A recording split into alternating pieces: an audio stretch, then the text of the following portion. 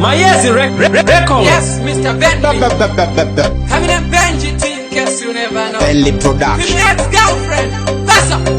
Chiriti chirimati chatondipinza mumutu chona kafanike kutu ndechekungopisa mabhebhari kutu Karundira kesh bati nosisira kane tuma fesi Karundira kesh karukaya ndiri mbokwa ndongo kuita kesh Karundira kesh bati nosisira kane tuma fesi Karundira kesh karukaya ndiri mbokwa ndongo kuita kesh Kamskana akandati akanyari everyday kanonditi ndoda mari kane timoni kachimoko hako kenga bati ndazviona kuti akasive mwari akana kana rudo kanongoda mari apa futi kari kudanana nafari kari kupretenda kunge kanonida bati nechemukati ndazviona kari kuda mari Karundira kesh bati nosisira kane tuma fesi Karundira kesh karukaya ndiri mbokwa ndongo kuita kesh Karundira kesh bati nosisira kane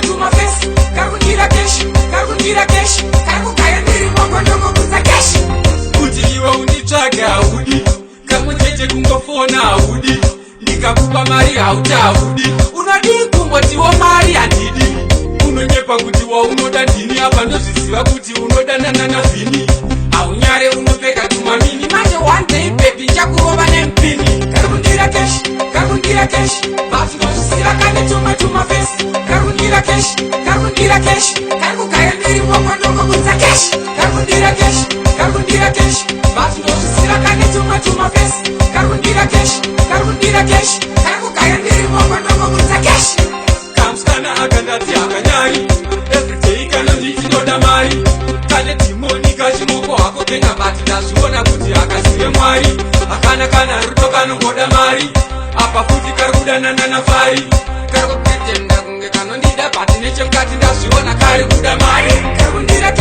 Karundira kesh bati nosisira kane tuma fesi Karundira kesh karukaya ndiri mbokwa ndongo kuita kesh Karundira kesh bati nosisira kane tuma fesi Karundira kesh karukaya ndiri mbokwa ndongo kuita kesh Karundira kesh Mayezi record.